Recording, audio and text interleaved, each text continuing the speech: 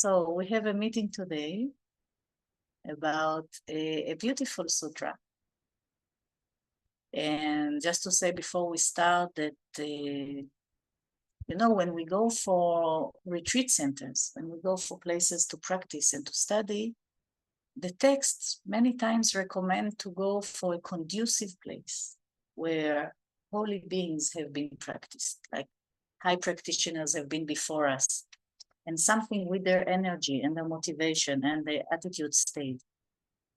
And I think this place, this little place in Tel Aviv starts to be like a Dharma center, because you have so many activities here of prayers and cultivating such good motivation and energy that when we come here, you really feel that the place is conducive and putting us on track.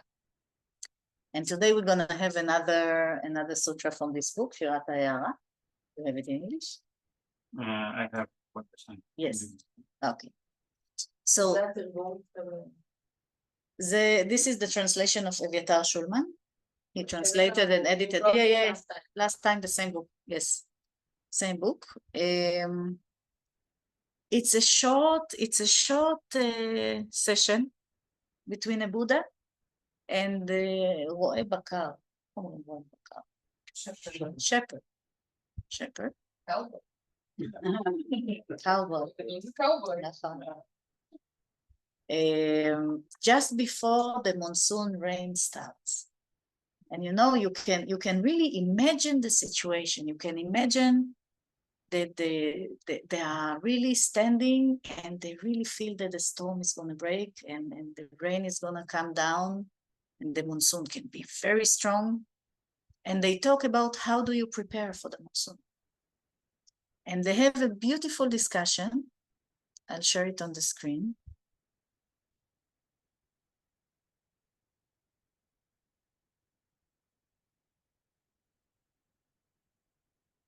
And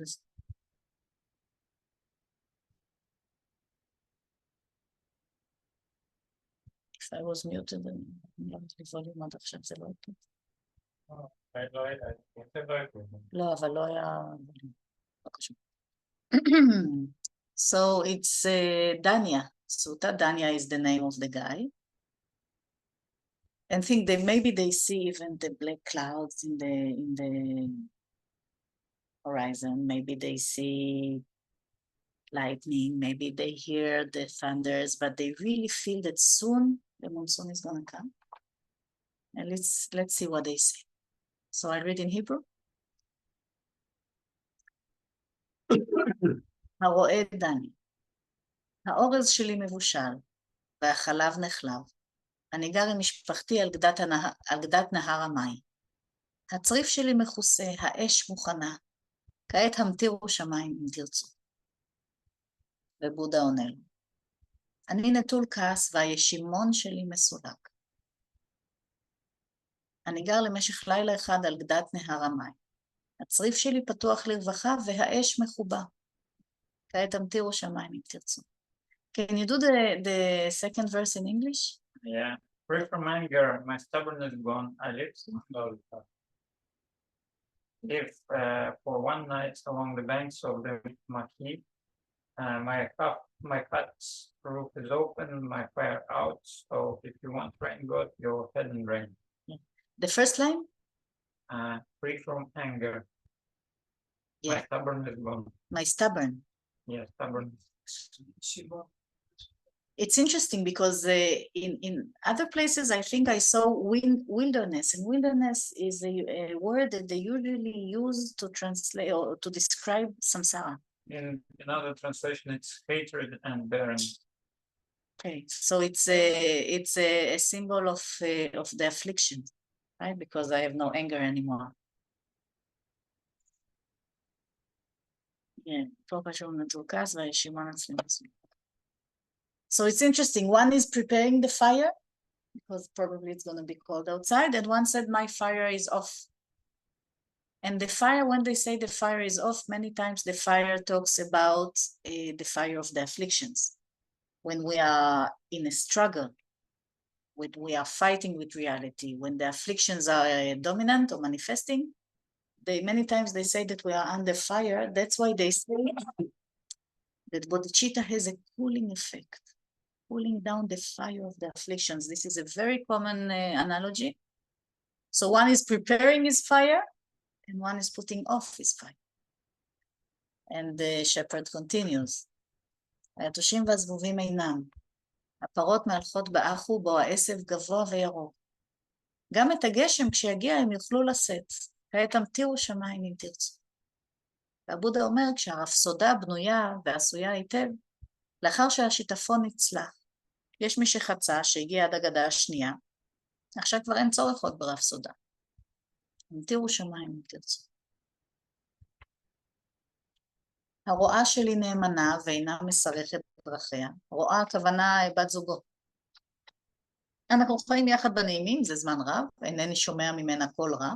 כעת המטירו שמיים אם תרצו. והבודה עונה לו, תודעתי משוחררת מזיהומים. מפותחת זה זמן רב ומרוסנת. אין בי קול רע. כעת המטירו שמיים אם תרצו. אני מפרנס את עצמי, בניי בריאים כולם, אינני שומע אודותיהם דבר רע. כעת המטירו שמיים אם תרצו.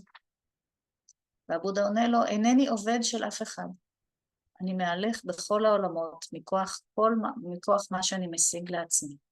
אין לי צורך בפרנסה. כעת המטירו שמיים אם תרצו.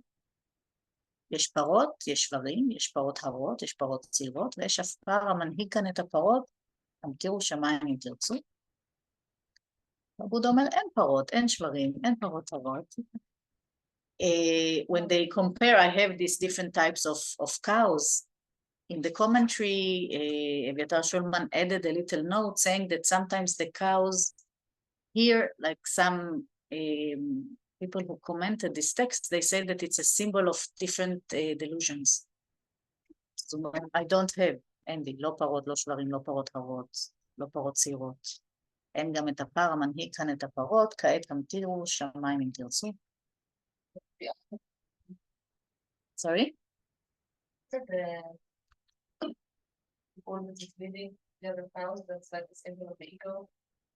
The ego? No, Maybe. The I, you meant the self. Yeah. I thought about samsara. Can be. It's like existence, I think. For me, it's like you can, how do you say, get reborn in many states, and in one lifetime you change, you become young and old and leaders and pregnant. And, yeah. He's like out of the samsara cycle. העמודים יציבים ומאורגנים, והפסרים מאסף מונג'ה טרי הוכנו היטב. אפילו השברים לא הצליחו לקרוא אותם, כעת המטירו שמיים אם תרצו. והבודה עונה לו, כמו שור שפרק את רתמותיו, או כמו פיל שפרץ דרך מטפס חלוש ביער, לא אשוב לשכון ברכב. כעת המטירו שמיים אם תרצו.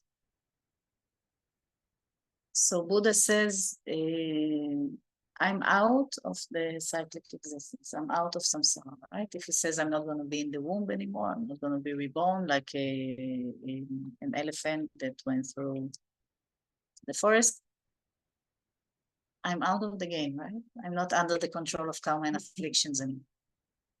ממש באותו רגע ענן עצום המטיר ומילא את המקומות הגבוהים והנמוכים כאחד.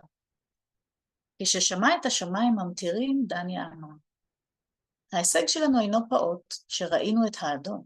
נבוא אליך למפלט, בעל הראייה, ויהיה מורנו וחכם גדול.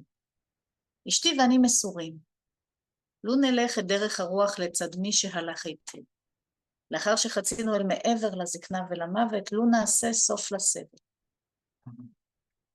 The last two verses, Aviatar says again from these commentaries that some people say that the last two verses are a later addition. They were added to the text later on for people who didn't get the message. So they emphasize the message. So now it's a dialogue between Mara and the Buddha. He's not the shepherd anymore. Mara is the representation of all the afflictions. And Mara says, בעל הבנים מתענג מבניו. וכך גם בעל הפרות מתענג מהפרות שלו. ההאחזות היא עונג האדם. חסר ההאחזות אינו מתענג. right? Do you have this in English, the last two, of Yeah. Mara and the Buddha? Yeah. Can you read Mara? Those with children delight because of their children. Those with cattle delight because of their cows. Person's delight comes from acquisitions, and the person with no acquisitions doesn't delight. Acquisitions. So as if Mara is putting some fuel on our tendencies to have possessions, on our clinging, on our grasping, on our attachment. But the Buddha gives a different perspective. He says, בעל הבנים מצטער בשל בניו. וכך גם בעל הפרות מצטער בשל פרותיו. ההאחזות היא צער האדם, חסר ההאחזות אינו מצטער. And those with children grieve because of their children. Those with cattle grieve because of their cows. A person's grief comes from acquisition, since a person with no acquisitions doesn't grieve. It's a fun word, acquisitions. חשוב, נכון? Very interesting. Different translations. I don't know to think, Acquisitions. because when you acquire something, you think now it's yours and no one can take it away. Like I don't remember who said that. I think Olam said it says you think your car is yours, it's your car, but then if it's yours, how can someone just come and steal it? So is it yours or is it not yours? But in another translation, it's asset. Assets. Assets, yeah. נכסים, רכישות, everything we acquire. But it's funny, right? Because they put your children as your assets or your acquisitions, because we treat it sometimes like that. Yeah. What do you think about the text? Any ideas? That's all. Short one. Short one. It's interesting because, you know, in many pujas and in many practices, they say, may a rain of Dharma follow us. Rain of teachings, rain of Dharma. As if the common analogy is really the fire of the afflictions which torments us versus the cooling effect of the rain of Dharma, or the knowledge of Dharma, or the states of mind that are virtuous like bodhicitta and stuff. And here we have rain as a threatening thing. שזה רעים של מונסון, זה לא בכלל ברכה. המונסון מונסון הוא לא ברכה? לא, זה גשם כזה קשור. לא. Can be floods and stuff in the monsoon. Yeah. So we have basically, I think, a discussion between materialistic preparation in the world versus spiritual preparation in the world. No? How do you see this discussion? I don't think there is materialistic and non-materialistic in Buddhism. I think this is a distinction in more than like world. And Buddhism is about experience, and everything is experience. So possessions are part of the experience, but this is more like concentrated on your mind, on inner world. And by the way, regarding acquisitions and assets, I don't personally like assets. I like it less than acquisitions, because acquisitions implies property. And assets do not necessarily imply property. For example, I can have some assets with which I can help people. Because we practice our generosity, and you start with giving people something, then they start to listen to you, and then you help them. You are able to help them. So you can have assets for that. Asset does not necessarily mean that it's a property, it's something that you can use. So Okay. for me, asset is okay, more or less. Interesting. Maybe acquisition is a burden, but asset is not necessarily a burden. So it depends of how you use it. It's not from the side of the object itself. It depends what is your mental attitude. Of course, it depends on whether I'm attached to it.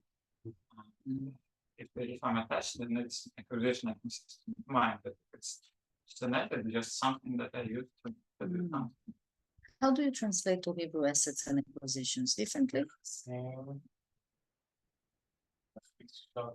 נכון, ככה זה.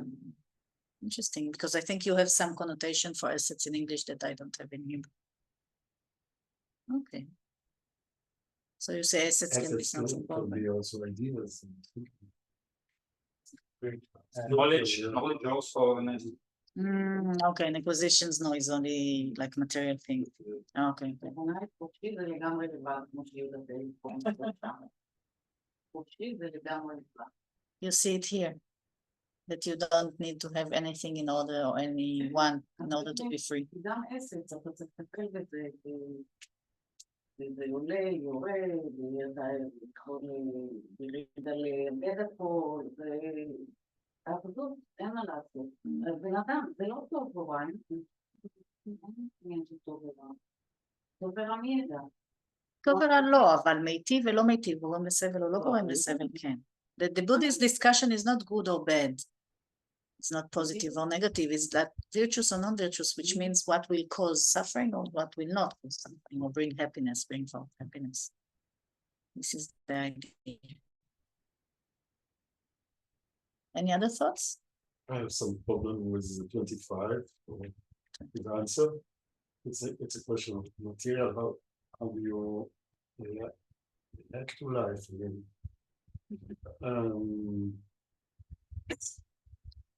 What do I answer a religious, someone religious from Nebra? It will be the same. Yeah. I mean, I would like to work, I mean, you should, so Yeah. it's a dissonance for me. Yeah. I think Yeah. Do you have numbers in your? No, I don't. No. So 25 is when Buddha says, I don't work, I don't need to work. No one is employed. Yes. No one employed. How do you read it in all the verse? I mean, no one's employed. I wander the whole world. On the words of my awakening, no need for earnings is to be found. So if you want to bring God, go and bring. Yeah. Oh, that's good. On my word of awakening. Of my awakening is in square brackets, which means that it's probably Added by the translator. So I don't need to work, I don't need earnings, I'm not an employee, and they also have a problem, a kind of problem with that, because when I find this argument, I always think, okay, so we are trying to awaken the whole world, and if everybody is awakened, who will support us? Yeah. Yeah, what do you think on this one? Because there is something here, as if Buddha says, I don't have chains, and kvalimit.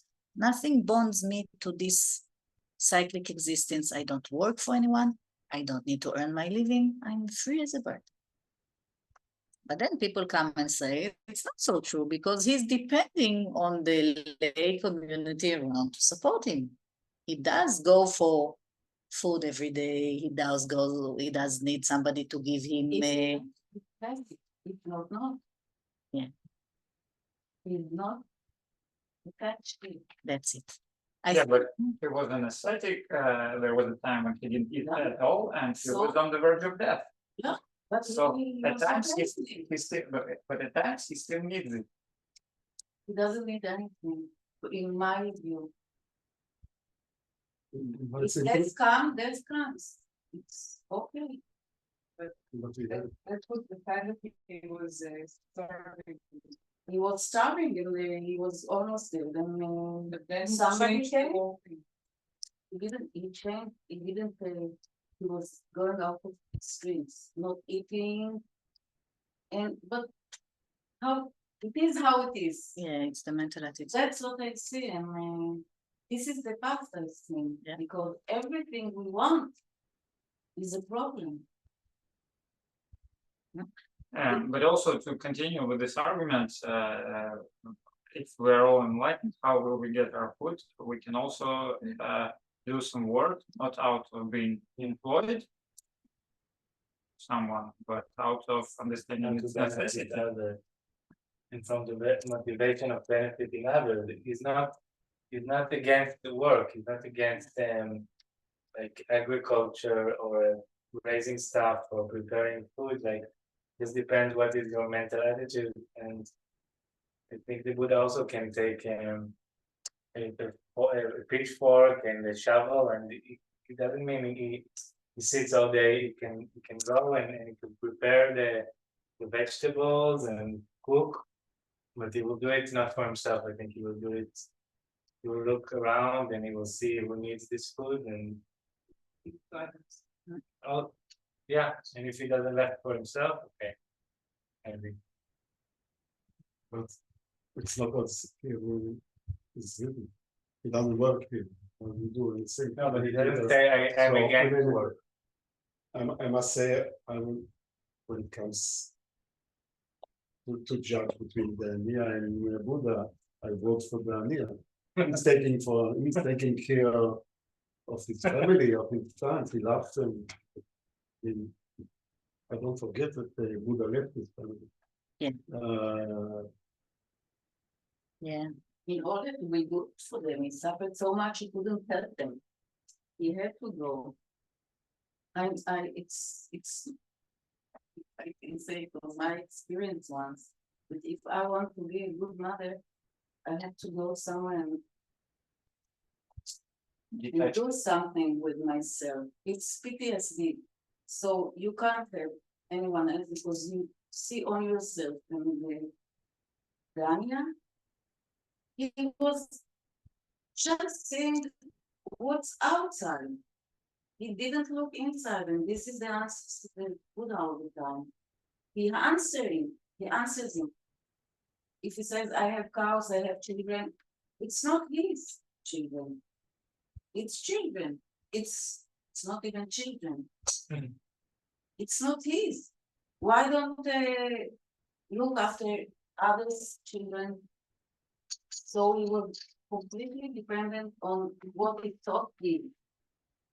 Okay, of course, we have, but I think in religious, they give for everyone, they give opportunity, shalom, almost all of those things they give. So it's after the but it's my opinion. It's in the books. Yeah, it's an interesting thing. That's why I always take some things that always some of the verses are a bit puzzling. And each time it's puzzle, each time when I'm puzzled with something, I said I have an opportunity to investigate my thoughts into depth. And this verse, for example, I think it talks about the mental attitude, which means I don't see it as a bond. I don't see it as a necessity. I don't give it power over me. I don't think he's promoting being lazy. He dedicated all of his life to benefit others, right? He was teaching, he was walking all around northern India at the time to teach here and to teach there and to give a view, and he gave interviews, he was teaching, he was doing modeling. He was really, his view, his motivation, as according to what we think of a Buddha, is to benefit every sentient being. While Danya, which has attachment and has bonds, he wants to benefit his close family. So by attitude, by motivation, we already see a difference in the fact that someone thinks very wide, more than his family. So he left his wife and child, which for us is very difficult to see. That I remember when I just started and I was really preoccupied with the idea, how come he left his wife and child? But at the end, because he was so beneficial for others, his wife and child came and followed him. They took ordination, they followed his footsteps, they took the teachings of the Buddha, of the path and how to cultivate their mind, because whatever Buddha is trying to tell us, he says, if you look outside, you will not get as much peace as if you look inside. If you want to have some peace of mind, if you want to have inner joy, if you want to have more levels of freedom, degrees of freedom, you need to look inside. The more you look outside, the more you are bound, the more you can create, not necessarily, but can create your own suffering, which is unnecessary. we create our own suffering with attachment. Nothing comes from the outside. We create our own suffering. And here he says, I'm working on my attitude. So I don't have this bondage of I must have something. Think of the idea that if you go with an alms bowl and you go to the village and whatever they give you, you eat. But if I don't like this and I prefer that, like just the idea that he's depending on the lay community, but in a kind of a free spirit, because he's not saying, please give me only, I don't know, spicy chicken that I know. Whatever they give, he takes. So there is something that he does depend on the support of others, which this is for them an opportunity to practice generosity, which is a very important quality. But he depends in a way of a freestyle. Whatever you give me is fine. I'm not depending. I don't have to have only what I like the way I like it. Even by quantity. Whatever they give, they give. And you know, all the monks in the Thai tradition, for example, they collect all the food, then they bring all the bowls together and they share whatever they got with everyone. And if someone would like to have 5 times more, no. So even if they depend on the lay community, they depend in a way that has no attachment, or at least they try to cultivate no attachment. Whatever amount you give, whatever dishes you give, this is what we got. This is only to sustain the body. Right? In Alanda, they used to have a prayer before the food. We eat only to sustain the body and to create connection with the little creatures living in my stomach when I become enlightened and lead them to the full, complete enlightenment. So there is dependency, but there is no mental attitude of I must have something. See here, I'm thinking about like the ending of each verse. It's about the shepherd says, I have this, I have this, I have this. Now I'm ready. The rain comes, I'm ready. Thinking about how I can relate to it because we're always like, I have to prepare. And then only when I feel like I'm satisfied and everything, and then I'm like, okay, now I'm ready for the universe to do whatever it likes. So the Buddha's response is very challenging because it says, no, in order to be prepared for whatever the universe is going to give me, I have to deal with my own delusions, and my own attachments, and my own addictions. And that's being really prepared. Yeah. As if he's, you know, when I used to be a consultant and we did marketing, right? So you have a pie, you know, all these graphs that you have like, yeah, like you have 30% of the market is yours in your company, but you want a bigger piece of the pie, right? So you need, and I think this is what the Buddha does. The Buddha does not dismiss the fact that if you live under rain, you need to prepare your heart.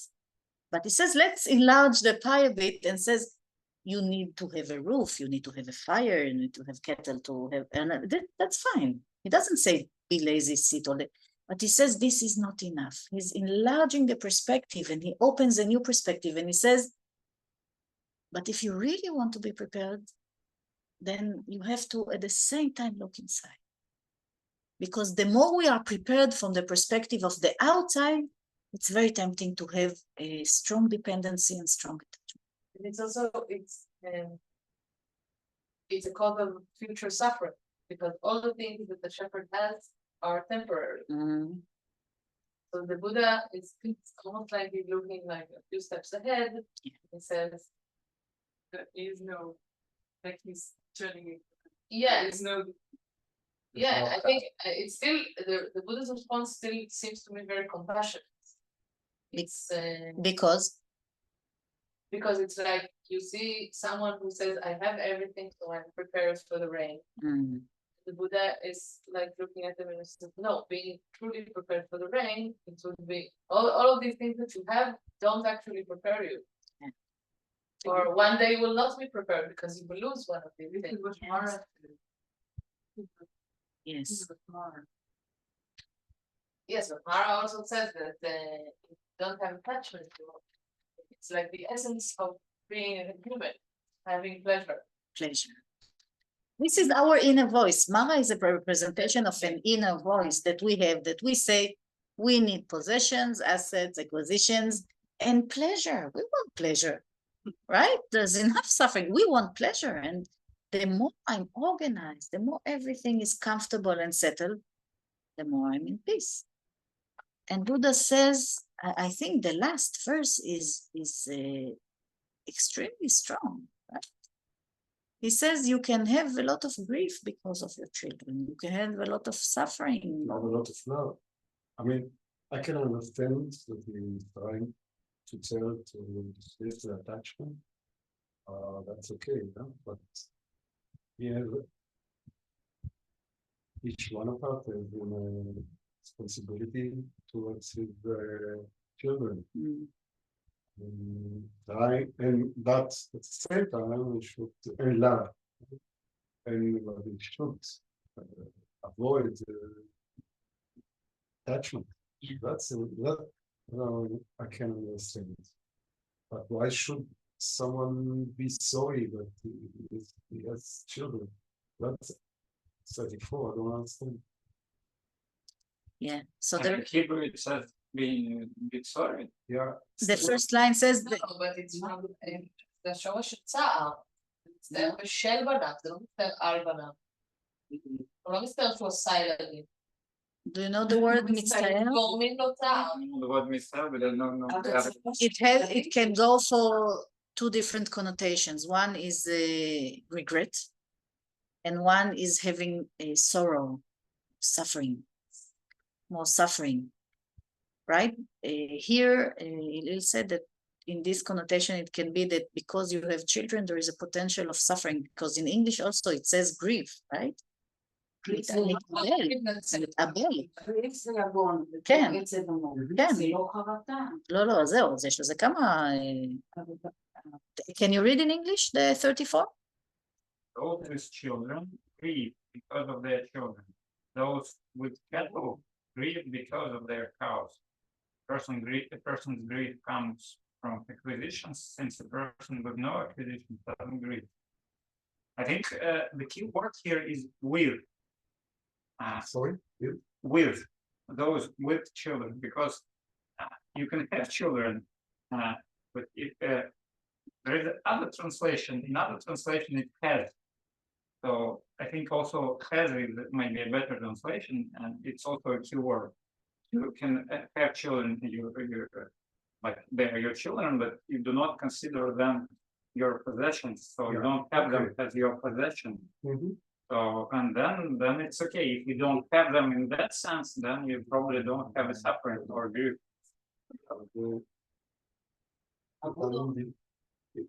It has one meaning.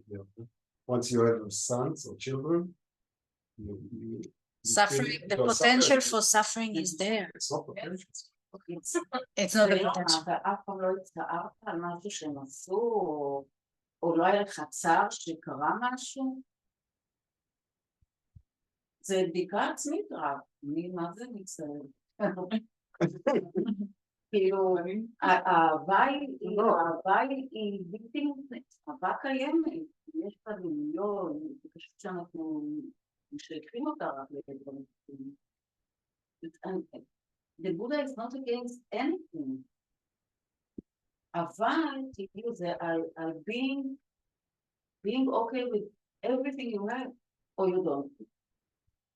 Yeah, I think that very young mother, but still, like the moment that you have a child, you're already afraid of losing the child, causing harm, or I don't know, like a million new anxieties and fears that come with the child.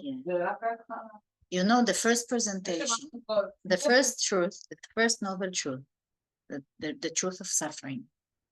Buddha has few presentations of it. One of them, the most basic one that we take from the sutras, it's birth, aging, sickness, death are cause for suffering. Meeting with what you don't want, separating from what you want. But the fact that there is death or sickness or aging, it's a big source of pain for the parents, right? It's a big source of suffering. You know the sutra of the mustard seeds? The one that lost her son?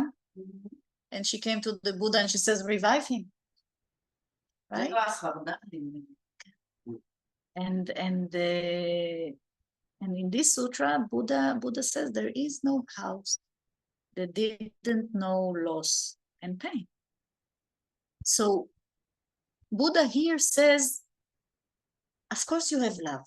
He's teaching non-attachment. Non-attachment is not being detached or indifferent. It's being very open-hearted. Non-attachment is full love and full connection, but without the veil of ignorance saying he will never leave me, he will never change, he will never. So you have love, but you also have a realizing nature of reality. So you are not veiled, you are not deluded, you have open heart, you have love. He had love for his son and the wife, I think, when he left them, because he wanted to search for a path to release them from their own suffering as well. So there is something like when he's teaching us non-attachment, he doesn't say, don't care about your family, don't care about your cattle, don't be unbiased, not unbiased. Indifferent. He says, don't be indifferent. He says, open your heart, be very loving, be very connected, don't be attached. And attachment is a delusion that comes from ignorance, which means I don't want any change. I want everything under my control. I want to rule everything. I don't want to meet with suffering, never, ever. And this we can't have. So he's saying, open your heart, but know the nature of reality, and then there is no bondage to samsara. This is what he says. It's like you made the distinction between love and attachment, and I think this is really a key point, right? Because he never teaches us not to have love. He's talking about what is the bondage to make you suffer in samsara. Was connecting to, I don't know why they chose in the sutra the cattle herder. I think it's a symbol for what you said. Like he's not a businessman, but he's someone that knows how to organize many things, and he's like a businessman of our times that connected to what you said about the pie charts, and that we always have this the attachment of we want bigger and for ourselves. If I have a company, I want next year the company will be bigger and more employees and more earning for my family. So bigger homes, and for each one of my child to have their own house. And like we always think, and I have for many times it's thought that this is what ruins the world in the end. Like how do you say it? It's like it's not greed, it's a greediness that conventionally and culturally we accept this greediness. We are conditioned into that. Yeah, and we celebrate like this greed, and many times I feel like this is what destroys the world and makes the world so full of suffering. Is that we're also greedy, and I think it's trying to turn it around, this greediness, and it's hard to hear that. It's like I'm reading it, and like what you said, it's hard to hear the world. I think because it's turning our world upside down, and it's telling us you do not need to work for other things.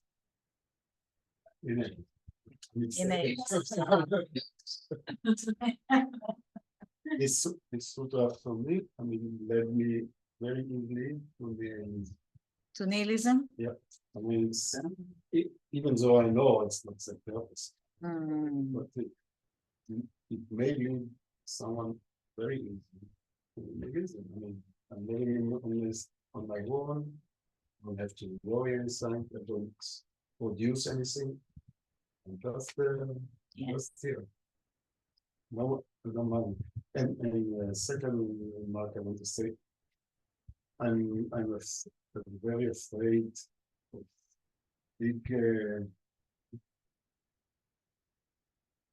big swords, yeah. The main evil people in the world had big swords. Big ideas. Big ideas, כן, אלה שבאו עם הדעות הכי גדולות, כן, היו one of the worst, like Mao, Stalin, Hitler. הוא אומר, So מספיק I'm very suspicious so we can be let's do the small thing. Because you think what Buddha is offering is too big? Radical. No, I wish we could Go there. It's like communism. yeah, communism is marvelous, yes, but not in the way we exercise it. The Buddha says that if you don't have to do anything if you just live your ideas. Because he says, don't believe what I say, just practice and see, you over מכם, be the light for yourself. אל תעשה משהו כי אני אומר, או כי אני חושב, שום מחשבה לא נכונה. There's no thought that is true or idea that is true. It's just an idea, it's in your head. So try, see, and I tried and I believe in. Perfectly. Yeah. It's So we'll do everything. so you can get to the other side because you try step by step, very small steps, many years. Actually, for me, I think this was one, or maybe even the most important point why I started looking at Buddhism. Why? It was when I heard that this about gold and try take my word as you would take the gold, you would melt it, you would clean it and purify it, and don't just take anything for granted. And so this was one of the points why I started looking to Buddhism, because I'm not a religious person. And most of the religions, they speak of faith. And this one was thinking, no, we may be saying something, but we may be wrong. Try it for yourself. Yeah, I think this is really a key point because Buddha knows that he can teach and he can show the path, but the only person who can really transform my mind is me. And that's why he's encouraging us to investigate. I don't think he really, because doubt can be also afflicted doubt, right? In one of the root afflictions, doubt is there because sometimes we have a little doubt and then it pulls us out. He says, okay, I don't know if there is enlightenment. Then probably all the path is not valid, then probably I will never benefit from it. And then slowly we pour the water together with the baby, right? They say this kind of expression. But doubt can be also very beneficial. If it's not an afflicted doubt that we exaggerate and it pulls us out, it pulls us in to investigate more. And then if I investigate more, I'm the only one who knows really the key to my views, to my beliefs, to my heart. How can I change? He offers a general path. Now I investigate my path into that. So doubt is really good. And you say, I read it, and to me it sounds like nihilism. Like, okay, disregard your family and disregard you. It can lead so easily. It's a trap. It's a trap. Yeah. So this sutra is a sharp tool and should be used very carefully, right? Maybe not for everyone. Yeah, it's maybe a beautiful not start phrase. introducing Buddhism with this sutra. Yeah, it's a fascinating one. You know, he says in the beginning that most of the poems here, there are poems, he calls it poem. Most of the poems here are very, very ancient. They are in the Pali canon. But it's not necessarily that Buddha himself said it. It's under the category of words of the Buddha, but we said words of the Buddha doesn't have to be out of his mouth. Sometimes it can be a high practitioner that was very close to the Buddha. He followed his footsteps and he had some realizations and then he wrote this poem. So sometimes the poems are more like emotional impression of something, or it's giving us some kind of taste for something that they experienced, and they want us to see if it triggers something for us.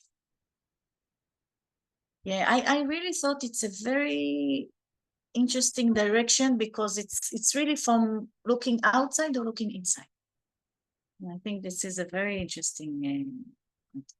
Maybe after we do a little break and then we can do a little. Can I want to say something before we go to break? Yeah. Continuing the discussion about the children and the not attached to your children. I think there's always the problem with this argument coming from Buddha because he's a man. And I think this would be a much stronger argument if Buddha was a woman. And I do hope that next Buddha, if we have a chance to, it would be a she. Because it would be more valid for you if a woman says so. At least this argument would definitely be. Female deities, female, Yeah, there are. nations of the. But the Dalai Lama is a man. No, the next one has to be female. Yeah. His Holiness said that maybe he will manifest as a woman. Yes. And always, for example, when we have discussions with women, she would also say, yeah, okay, you man, you can be free from children, but when you grow the child within you for 9 months, and then It's you different. within, that's a whole different thing. And I can't really answer to that because it is different. It is different. But maybe because women have more attachment, they create more suffering. I think that's Because attachment and love is not the same. Attachment, we have, I think we have a mixture in our mind because today we experience only a mixture of love and attachment. יש בפסיכולוגיה good attachment, בגלל זה אולי יש בגבול. המילה, נכון. כי בהתחלה הילדה חייבת attachment בריא, נכון. שהאמא תדאג לכל הצרכים שלה, כן. האבא. אבל זה יותר היקשרות זה- מאשר היאחזות. זה מה שצריך, שהאמא תהיה בשבילה. נכון. אבל It's- זה גם לא It's the same word, but it's a very different נכון. meaning. In psychology, you talk about attachment. Just talking about this, like I feel so much attachment to her, and like I feel like delusion because I think that she's the most beautiful, the smartest. I think this is like the best baby ever. And I look at other children, I'm like, they're all bad. This one is the best one. And at the same time, I feel like a lot of really positive emotions, like I really want to protect her and I want to help her and I want to cultivate my own mind and not to be agitated and to be like the best parent Beautiful. that I can be. Yeah, it's beautiful. It's normal. But not sure about it. The best thing song is the I Can Speak. Which one? Of Bazar. Yeah. You know Arik Einstein? He's a singer. I'd say, אמרתי שזה השיר של אריק איינשטיין. לא. Yeah. Oh, but it's so mixed together, like the delusions and the positive emotions of like the closest thing I have to bodhicitta, but it's only one sentence. Yes, and this is what they say. They say that attachment is the close enemy of love because it limits your boundaries, right? You say, I see her as the most perfect, other children are not so interesting. This is really what attachment is doing, directing all your potential, all of your love into the close ones. And that's this is actually very interesting because you're a Buddhist, you know a lot. Are you trying and are you succeeding to try and expand it to really other people around? I'm trying. But it's still in theory. No, like I'm thinking a lot like about like reincarnations or rebirths. That if I have felt this emotion towards other human being, like is the first child I have in this lifetime, or I don't know. Oh, I look a lot I look at other adults and I'm thinking each one has been an adorable baby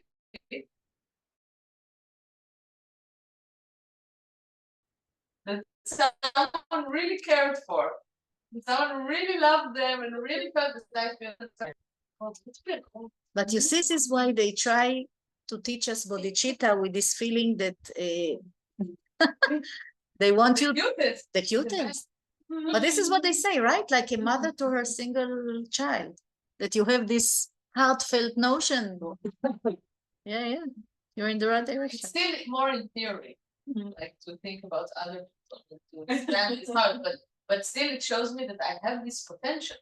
And you have this huge love. Because 10 months ago, I did not have this. Yeah, yeah, yeah. Interesting. Let's do a little break. Let's do a little break, and then we have a discussion. Okay.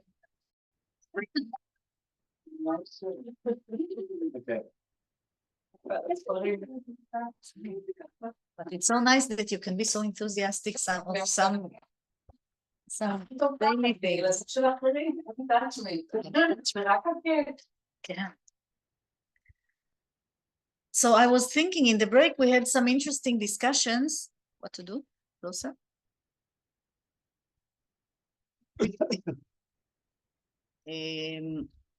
We had some interesting discussions in the break. What is the meaning of the monsoon rain?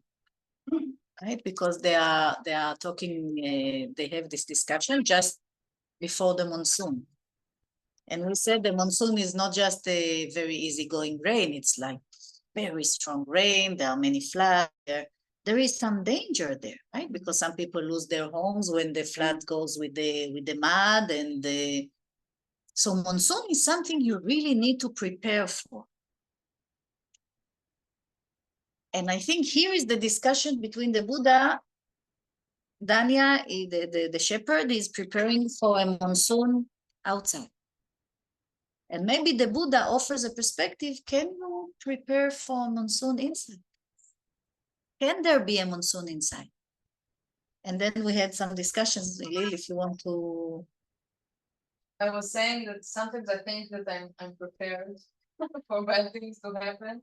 But then this week the washing machine broke down and I lost it. I was like, no, what will I do? So sometimes when everything is fine and your farm are ripening and it seems like you are prepared and you can deal with disasters or I don't know, something bad happens to you, but because we are practicing attachment, because all of my strength resources are outside and not enough are inside, then I think that very small incidents can show me that I'm not really prepared. And I think this is really what the Buddha is trying to tell us. He says the floods and the risks and the rain can be from within, not just from outside, right? Remember when we did last time the horn of the rhino, and there was this verse that says that lions in the forest or in the woods, or in the jungle, they are not afraid of sounds anymore. We said most of the sounds, most of the risk comes from within. And here the Buddha says you have something to prepare for from within, and then no matter what comes outside, you have better tools to deal with, right? But do you think there is sometimes there is like a different interest or התנגשות אינטרסים, like a contradiction or conflict between investing outside and investing inside?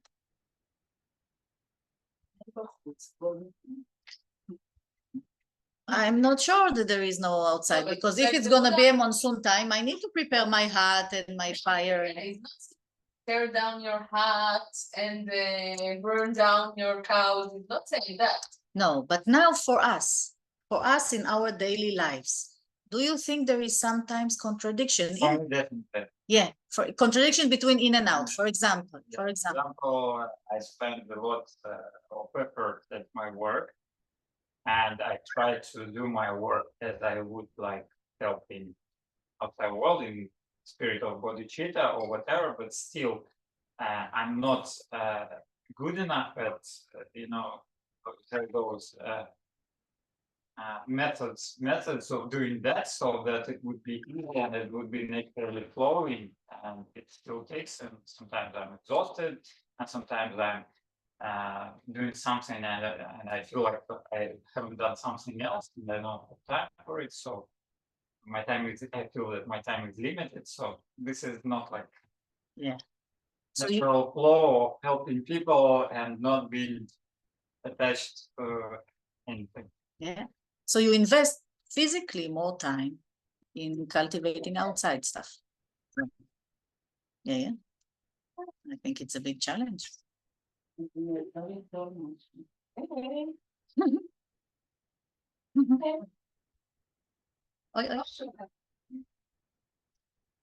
But I think that's the direction. So whenever it also allows me sometimes to loosen up. If I forget about the necessity to do something at my work or my job responsibilities and just do it as a practice, somehow it will come out okay. Both with my work and with my family, because family is also, I'm dependent on my work to help my family. But those things, if I do them with understanding more connection, emptiness, and whatever that becomes, so that is also a direction for me. Nice. It's a place of training. If you remember to put the right view into that. Yeah, I also often think, I think maybe I'm not understanding something, but I think a lay life gives more opportunities to practice Buddhism. So I don't quite understand the motivation why it says that if you want enlightenment, go to monastic life. Because if you have more challenge, you have more practice, your practice, it should be better, no? What do you think? This is something of a puzzle for me. Yeah. Lay life gives us a lot of opportunities to practice. So why monastic, they say it's the highway? Why do they recommend us monastic life? It's a good question. They recommend full time, no? אתה רוצה שאני אדבר בעברית או באנגלית? לא, כי אמרת שעדיף... As you want, I will try my best to understand. לא, בעברית הוא לא יבין את הכל, אז אנחנו נצטרך לתרגם, אז איך שנוח לך ואנחנו נתרגם אם צריך. לא, בסדר. עדיף. So what did you speak about? In which זה אתה יכול להגיד בכל שפה.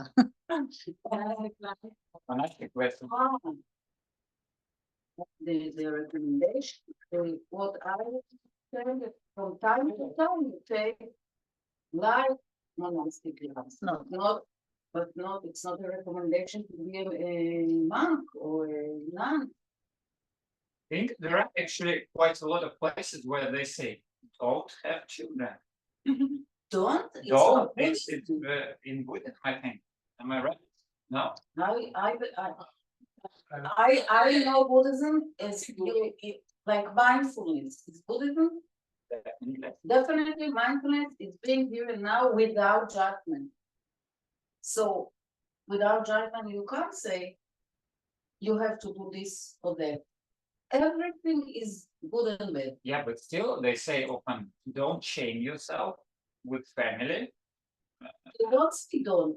I can't give you a quote, but I think the Buddha was guiding people to nirvana or enlightenment, and his community, his close community, was monastic. Yes. And when you go to the monasteries, the saying is that monastic is the highway. And the question is why? They don't say that lay is wrong or is a mistake, but they say if you go on a monastic path, you go faster. You can cultivate your mind better and faster. And Sangha. If you don't have Sangha. Yeah, but the monastic is the Sangha, right? I've been to, like, let's say, in Nepal, and Burma, but in Nepal, Kopan monastery. When they are children, like 6 or 8 years old, they're going to try it, or 12 years old, they try it. in order to see how is it for them. No, they don't go at the age of 6 to check. It's not their decision. It's the parents send them because they don't have money to support. This is a practical method, but the idea is when they are old, they can choose if it suits them or not. When you're 6 and you go to the monastery, it's not your choice, right? No, but the question here now, the question is valid. Why do they say that monastic is better if lay life gives us lots of opportunities? What would you say? Lay life gives us lots of opportunities to practice. Practice. This is what Alex You says. said that monastic life is their first community, and their way to the path is easier Why? than ours. Why? He says opposite. He says, when I have children, when I have work, I have more opportunities to practice. I meet with my affliction every day, and I have to do something with them, because if I don't, my life will just go Chaos, huh? chaos. Yeah. Yeah. And when I'm in forest, I don't meet with my affliction. So what will I bet? You meet. Of course you meet. I But don't know. I don't have- so it's not this or this, no? Well, if you choose to be monastic or lay, you choose. Either you're monastic or not. To be in monastic life is focused. Especially after having 3 children, I think that's definitely the case. Yeah. Would have left one. I think leaving 3 is much harder. And we are not encouraging you. This is a recording for your wife. We are not encouraging you to do that. Huh? First of all, we're not, we're looking at it in a very narrow perspective. Meaning even monks have different lifestyles. So they have practiced in different lifetimes. And even in the same lifetime, you still have to say goodbye to your parents if you are a monk. I mean, I think monks and lay people all have to practice these feelings of attachment and afflictions. Yeah. I think the key difference is how much time and effort you put on directly studying and practice. If you're monastic, you have more time to put on it. If you're lay, you have less time because you need to provide, you need to work, you need to take care of shopping, groceries, children, cleaning the house. Both lifestyles, you have enough opportunities to meet your own mind. They say that monastic maybe is more of a highway because you have more time to invest, and maybe if you became a monk earlier in your life and you don't have children, because in Alanda you had many people that came to the monkhood, they took ordination, but already had children and grandchildren. So if you don't have, then you have less causes of strong attachment to your children. So maybe it's easier to cultivate the mind, maybe not. But I think they say mostly it's because you have more time to invest. If you can't go and become a monk, you're not prepared for it. Like I did that right now, and I would be a very not beneficial nun because I'm not prepared. It would be a failure. People would like, they need to want it. Yeah. They need to be ready and to want it, but I don't think that there is a clear-cut statement saying this is better or this is better. It depends on the person, on his. Some of the biggest teachers of His Holiness and Lama Zopa were lay, and they are quoted and related, but not most of them. Most of them were ordained. For the folk in Mahayana Sutras, where there are a lot of lay characters. Yes. That's we need to investigate Mahayana Sutras as well, because the thing is that they are not translated. Everything we have translated, always Pali tradition. We don't have in Hebrew any Mahayana Sutras. English, no? No, but we have Maybe the we can stories of manage. the teacher of Milarepa and Marpa and Naropa and Tilopa and Naropa. Yeah. And I confused some of them, but I read the biography of I think not Marpa, the teacher of Marpa.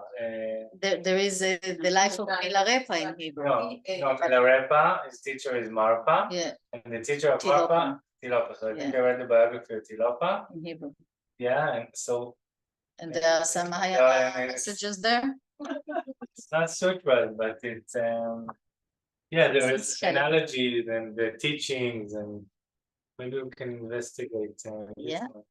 You want something beautiful, inspiring on attachment in English from Mahayana Sutras? Give me a second. Say it's very common in Hinduism in India, but once someone old, let's say at the age of 60, his family, he fulfilled his mission as a father and the grandfather. He takes his Spiritual journey, starts with spiritual journey, right? whatever it is. I think there are four stages in Okay. So four stages in life, he right? goes out to study life outside, and I find it very interesting. So it's not he doesn't go to a monastery, but still he's going to study or still for he's leaving his family.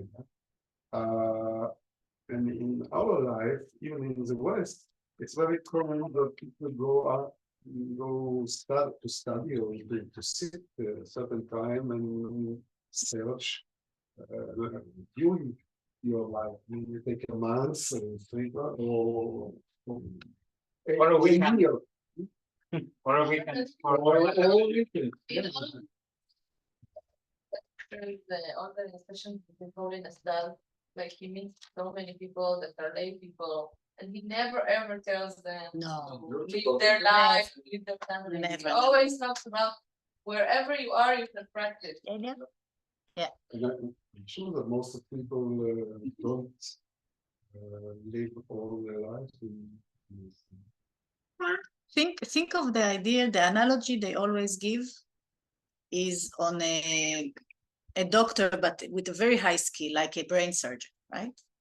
I would like to be a brain surgeon. I cannot take a knife and immediately start to help people. I need to train like 17 years at least before I'll be able to do something very beneficial.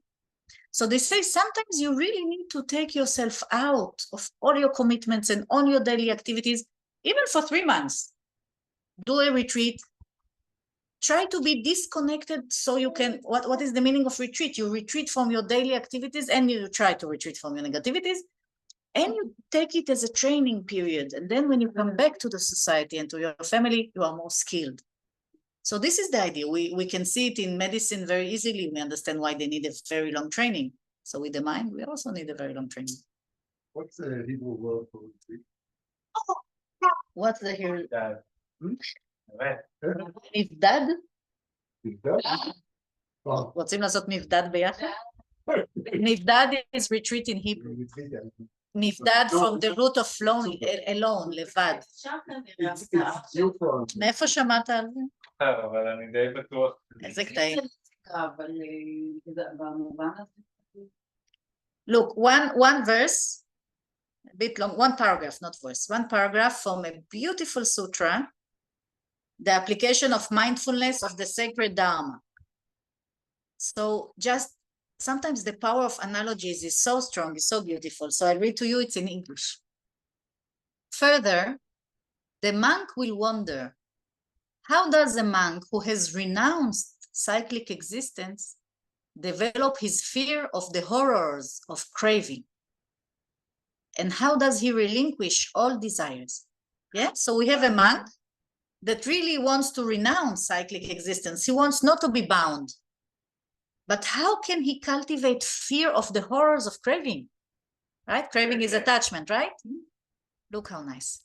Think of a large elephant that has reached 60 years of age and is kept within a fence, surrounded by people who know how to tend elephants, and tied down by 5 chains. Such an elephant may be fed sugarcane, sweets, sugarcane wine, and food and drink of various tastes, and it may be tamed with the help of cymbals, I don't know what it is, songs and melodies. So we have an elephant, old elephant, 60 years, but he's kept within a fence, 5 chains, but he's surrounded by good things. He has sugar canes and sweets and nice melodies. Thus, the elephant will have forgotten the joys of the forest, right? he will forget the joys of the forest. It now lives among ordinary elephants and can easily be controlled. At some point, however, the conduct of his trainings may make that elephant remember its beloved forest and its hills and valleys, groves of flowers and fruits, songbirds, flowing streams, and delightful landscapes. The thought of all these joys may induce the elephant to break its chains, and with no regard to its trainers, it may crash through the fence that surrounds it. All the taste of sugarcane, sweets, sugarcane wine, and other drinks that it has consumed, all the songs and the melodies, and all its psychological trainers can no longer keep it inside. For the elephant cannot forget the joys of the jungle. No longer does it wish to live among the domestic elephants as one of them. Isn't it gorgeous? As if our true nature, it's like connects to all the beauty of nature and the wish to be free and not to be a bit drugged with comfort, with sweets, with comfort, with safety. Because they make something very wild and free, they make it domestic. And they put all the nice things, but then he said, suddenly you remember the joy of the forest.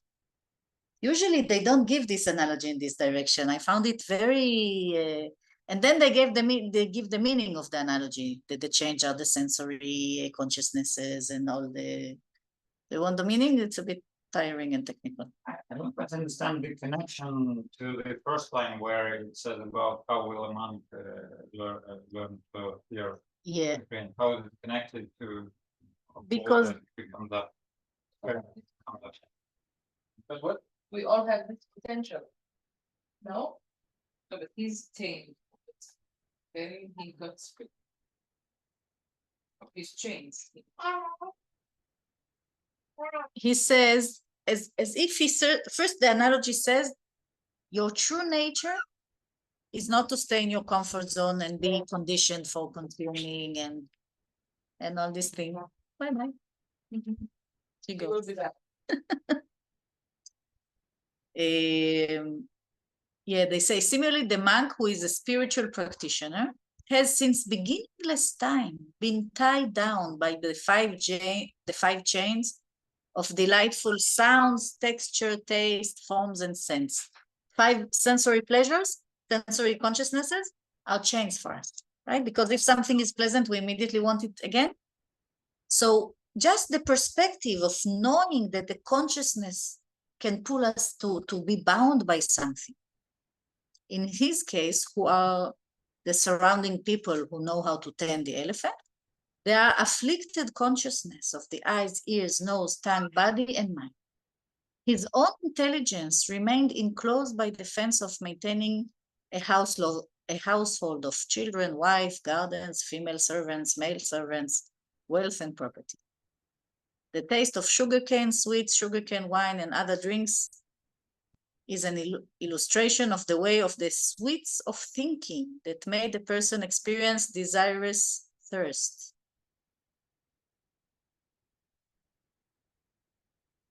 Yeah, basically when we want renunciation, it's a long explanation. When we want renunciation, we want not to be bound by karma and afflictions. Afflictions are based on ignorance. Ignorance is such that it really veils our view to think that all the joy comes from the side of the object. And then we crave and we look for it all the time. And we have this underlying tendency that if we have a solid self, we want all the time only pleasant feelings. So this creates such a deluded view that we run after sensory pleasures all the time. But our real nature, like the elephant who likes the jungle, is not to be bound by sensory pleasures. It's like the Buddha offers this shepherd, not to be bound by taking care of all the outside. But if you put the fire of afflictions from within, if you put this off, no matter what happens outside, you're free. I think it's really this tension between inside and outside.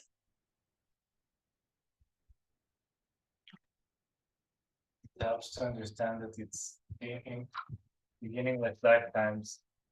For the elephant, it seems like it's short time. 60 years is being tied. We're tied so long. So it's hard for us to remember the forest. Yeah. But isn't it uplifting to know that I don't know, for me this analogy really opened my heart, like as if we go back to some freestyle living. Yeah, I also think it's very important because at times when you read all those things, like work with your attachment, and it can sound like you make a light board and devoid of anything interesting. And this analogy says that no, and so it's inspiring. Yeah, it's really what Gadi said, that we can fall into this trap of nihilism. That's why we started with, you remember 5 sutras that we investigated attachment and non-attachment. Non-attachment is a very open heart. We engage with people, we do everything, we experience everything, we enjoy everything. But we are not this up and down, we don't have the craving, and if we don't get what we want, then we're disappointed, and then this push and pull that we are all the time living on, based of this we clear from our system. In my experience, as long as I practice more, I'm less attached without even trying to be. I don't think so many people that are not that, let's say I try not to speak, not to gossip, okay? And if you meet people who gossip, right? You speak all the time about other people. All the time you make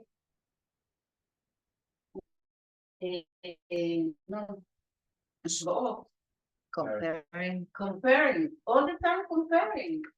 If you don't say it, even just with your thinking, you compare. So it's not that I told myself not to meet. I don't want to meet people that I know that I'm going there and see them. So I can see. So you don't have to be a nun in order to see. Yeah. We have many hours that we can, I think we speak about it because we are afraid that we will lose something before we do it. But after you see that you don't lose anything. I used to meet a lot of people, and I don't, it's so different now, so different. And I hear many people like this. No, it's not like this. You don't meet as much people, but you don't feel alone. No, because she doesn't want to gossip. Then we avoid people. The relations, and I mean, and I didn't. It's not a goal that I put, but it happens. And another thing with that plan, figure on. You know the non-dual teaching? You should go on. But you have to go the how they say, the progressive way in order to go there. Gradually, yeah. But let's say my mother passed away 5 years ago, and we were very close, especially when she was 10 years in Alzheimer. It was the best time in our life. Alzheimer. Everybody thinks it's so horrible. The disease is horrible for her. People think, oh, the family suffers more. No, it's okay. But she was so warm and so loving, and so it's because I learned to be with her. And now, when she passed away, this is what I think. And when I think about something, it's like the elephant. I feel it. It doesn't have to be here because she's all the time in me.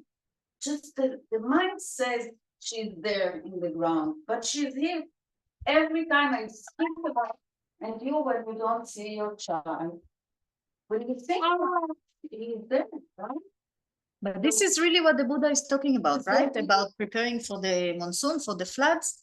You say, my mother had Alzheimer, which is with very hard condition, but it's like taking adverse circumstances into the path. I could connect with her within this situation that outside is very difficult, but I could connect and have lots of closeness and love, and yeah, this is the thing. With when people have a disease, אנחנו אומרים I'm sick, but it's not I'm sick. The leg is sick, the stomach is sick, but it's not I'm sick. נכון? Yeah, look, I have I didn't think of showing it here, so I have it only in Hebrew, so I'll translate for you. It's the Dhammapada. You remember we did some text from the Dhammapada, which is no, it's also the Pali tradition. It's Asaf Ederman translated from Pali about taking refuge, because we are talking about what is protecting us, right? To take refuge in what? In the outside hut or the inside hut? In the outside fire or putting the inside fire? So I'll do in Hebrew and then I'll translate. אנשים המונעים על ידי פחד מוצאים מקלט במקומות רבים, בהרים, ביערות, בחורשות, בעצים ובמקדשים. אך זה אינו מחסה בטוח, זה אינו מחסה נעלה. האדם אינו משתחרר מכל הסבל על ידי פנייה למקום כזה. מי שמוצא מחסה בבודה, דרמה וסנגה, רואה באמצעות חוכמה שלמה את 4 האמיתות האציליות. סבל, היווצרות הסבל, התגברות על הסבל, הדרך האצילית, בעלת 8 האיברים המובילה אל קץ הסבל. זהו אכן מחסה בטוח, זהו מחסה נעלה. אדם משתחרר מכל סבל על ידי פנייה למקום כזה. Very short. It says when people are driven by fear, they are looking for refuge in many places, in mountains, in forests, in woods, in temples, but this is not a proper refuge. It's not a supreme refuge. It's not safe. You will not release yourself from all suffering by going to such a place. But if you take refuge or you find refuge in Buddha, Dharma, and Sangha, then with your wisdom, you really understand the Four Noble Truths, suffering, the origin of suffering, the cessation of suffering, and the Eightfold Path that leads to the end of the suffering. And this is a proper refuge. It's a supreme refuge. It's a safe refuge. And then you will release yourself from all the suffering by going for such refuge. So I think this is what the Buddha is trying to say when he's doing this discussion with the shepherd, right? That your hut and your fire and your kettle and your wife, it's a refuge. Of course you rely on them, but it's not the supreme refuge. It's not the type of refuge that will release you from unexpected suffering that can come from many, many other channels. And I think this is really true because we do rely on many things that are ordinary. We rely on our family. It's a kind of refuge. We rely on our working place because it's an income. We rely on many things, but it's not a supreme refuge that releases you from the inner suffering that you unnecessarily put upon yourself. Then you can work with that. So this is what he offers. Any other things you would like to share on the text or on your experience or some verses or something? I think it's very interesting because if you go to the forest or the temples, it's not the real place where you can really transform yourself. You go to the Buddha, the Sangha, and the Dharma, really implementing yourself path for enlightenment. Then you can get rid of suffering and the causes of suffering and to practice the Eightfold Path. So I think, in my opinion, I'm not there yet, but it's like something that I want to inspire. Yeah. That's really the idea. That's why they say Buddhist is an inner being. He's always looking inside. Because the outside is not under my control. The outside comes. If the washing machine now breaks down, it's an outside fact. But now what are my inner resources to deal with that? Right? So a Buddhist person is always looking inside. Oselita, Lama Osel, he said once when we was in Nalanda, he said, people ask me if I'm a Buddhist. And he says, I'm trying. Because to hold all the time and inner perspective is very hard. So many times we fall into outside perspective. He's annoying. He's the source of my anger. And Lama also says, I'm always trying to look all the time inside because this is the practice. This is the practice. One of the thoughts that sometimes comes to me about being a monk. I'm thinking what you could be a monk in life like. If you're internally a monk, that doesn't mean that you necessarily have the external attributes of a monk. Yeah, also true. We can live among society without the robes, without shaving the hair, but still work on our mental attitude of reducing attachment and all the time looking inside. And then we can do it, and we can do it with the family and without. Yeah, and that actually helps to find the difference in how to worldly affairs, or just my life's affairs. If you consider what would be, if it would be a monk's perspective. Yeah, if I would be a spiritual perspective or a Buddhist perspective, not even a monk's perspective, how do I look inside each time I have a difficult situation? How do I work with it? Or even easy situation. Doesn't have to be only on the difficult points, like if I have big love, if I have joy, we can cultivate the mind and try to look inside also when we have the good part of life, right? Not just the difficult one. It's more difficult than difficult. I have to see what's going on.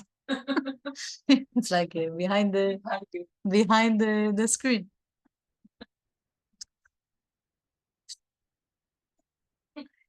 Hello. I'm trying to find courage. Like sometimes the Venerable Losang, she offers us to take precepts for one day. First of the month and the middle of the month. And it means only one meal a day. And I'm looking at myself and I'm saying like, no, I cannot take the vows today because I need to take care of her. And it will be a very hard day to take care of her, and I won't be eating, and it means I will be angry, and it's just my inner dialogue, and it's not like not true, but I'm convincing myself that this is the truth, that I cannot take the vows today because I need to be eating and to be balanced today, but I'm not taking. I don't have enough courage, I think. I'm saying it with compassion. I want to have the courage and also understanding that maybe taking the vows or looking inside can be more balancing than eating the food, which is external in a way that I'm thinking this is my balance in the day.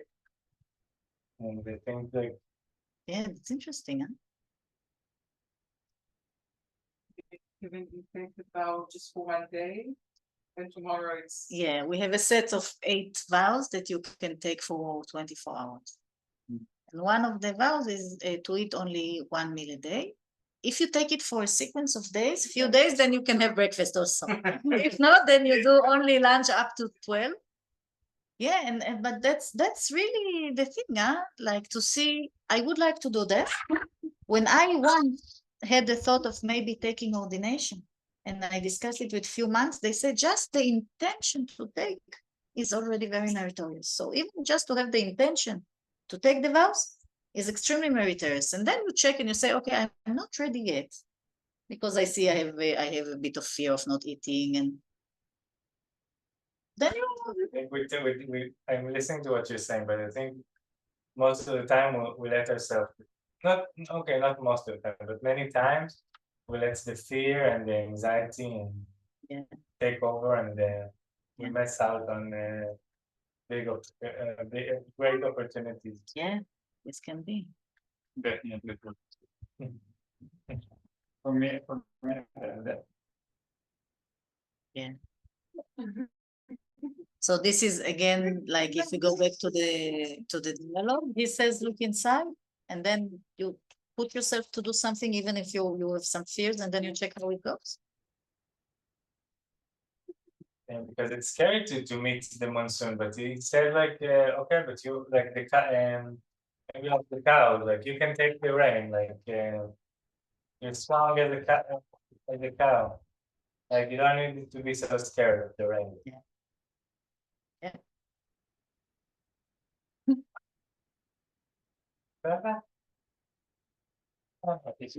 Discussion. Yeah, that's the conclusion.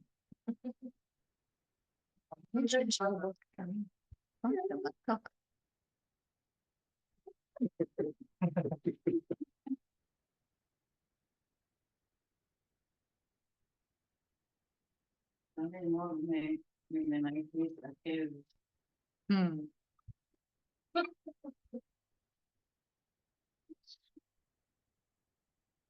Yeah, anything else? I think it's a very interesting starting point for investigation that can go for many directions. This text. All the stories here are really nice, short, strong, goes for many analogies, and triggers lots of investigation. It's a really nice book.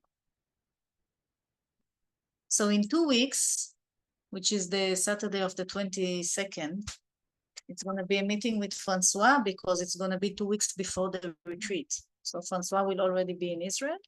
So there is an opportunity to meet him. Therefore, אני לא יודעת איפה זה. Or here or the Okay. evening. They will probably announce, it depends if they are 22nd. But it's for everyone. It's not just for people. Yeah, who yeah, don't fit.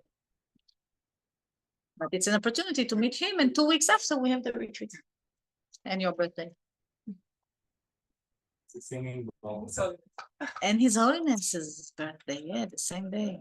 We can probably, I will tell Francois, he probably knows we can do some dedication and some things like that. So we can dedicate our session as well. Yes, do you want to do the list? Yeah,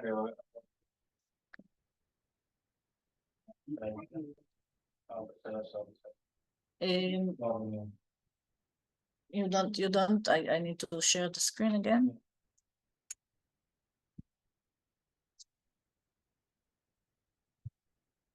Okay. So let's do the dedication. We'll do whatever we have, we do in English. And then we have a dedication list, a personal dedication list that we can dedicate for everybody who can need sources for causes for happiness or removing suffering, and can dedicate our merit to. So let's start with the praise. So the merits of this virtuous action. May I quickly attain the state of a Guru Buddha and lead all living beings without exception into that enlightened state. May the precious Supreme Bodhicitta not yet born arise. May that arisen not decline, but increase more and more. For His Holiness, in the land encircled by snow mountains, you are the source of all happiness and good. All powerful, transcendent, Tenzin Gyatso, please remain until samsara ends. And for the swift return of Lama Zopa, fearless teacher and assembly of the children of the victorious ones, Shravaka and Pratika Buddhas, victorious awesome father and sons, along with the lineage masters. All the objects of refuge of infinite lands, please bestow the virtue and goodness of accomplishing this prayer here and now, holding and spreading the Muni's precious and complete teaching, through explaining it, and you wore the armor of patience that is never discouraged. Incomparable, venerable Guru, to you I make request. While striving single-pointedly for the sake of the victorious one's teaching, the sole gateway through which all benefit and happiness emerge, and for the mother living beings. What a great loss. Nevertheless, through the undeceiving truth of the blessings of the oceans of the three jewels, and the great waves of Bodhicitta and of the children of the victorious ones, May the smile of the reincarnation swiftly beam in glory for the fortunate disciple. And we have this special dedication that Tal prepared. Due to the merits of our Dharma studies today, may the conditions for peace between all regions in the Middle East ripen and be established. May all its citizens everywhere enjoy complete freedom from violence, war, and oppression, and may they live in safe environments. May the positive and constructive karma ripen, so that violent conflicts, Israel and its neighbors, will be resolved through education of the middle way, by mutual compassion and love, and through avoiding clinging to the extreme religious beliefs tainted with hatred, grasping, and reverence. May the hostage be united with their families. While in captivity, may the physical and mental resources they need to survive. May all the ones who are physically and mentally injured have a full recovery. May all who have died or are dying in this war be immediately reborn in a pure land and quickly attain the deathless state free from suffering. May all beings who have been evacuated, be able to return to their homes, and while away, may they find meaningful, positive activities to spend their time. May all politicians and people who have the power to make decisions gain an open mind filled with compassion, wisdom, and skills to create a peaceful and mutual respect for each other. May all sentient beings be free from the suffering and the causes of suffering and attain peerless happiness. We have Shantideva in Hebrew.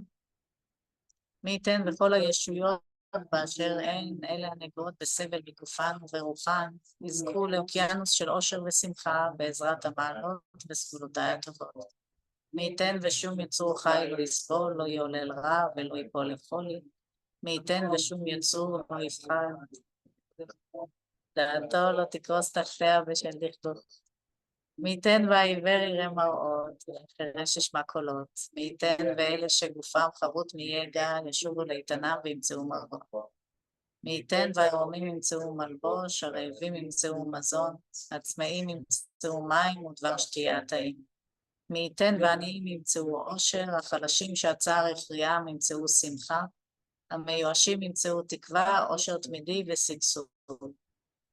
מי ייתן והגשם יבוא בעיתו, וכך קציר השפע.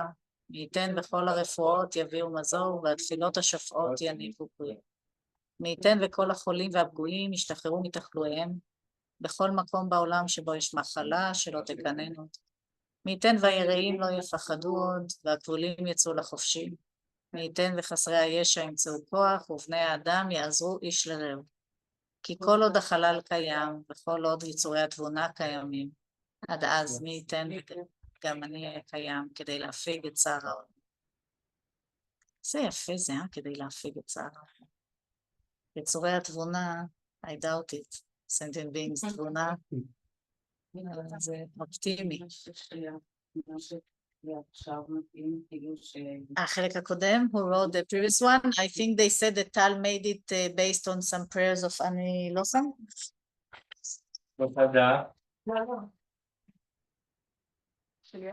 לא, זה שלהם. כן. גם אם זה היה שלי לא היה אכפת לי שתיקח דף, אבל זה לא טוב. ויש לנו הקדשות פרטיות, אני יכולה לפתוח אותם ואז אני אעביר אליך לנורית, בדרך כלל we have personal dedications, we can stop sharing and maybe we stop the recording, no?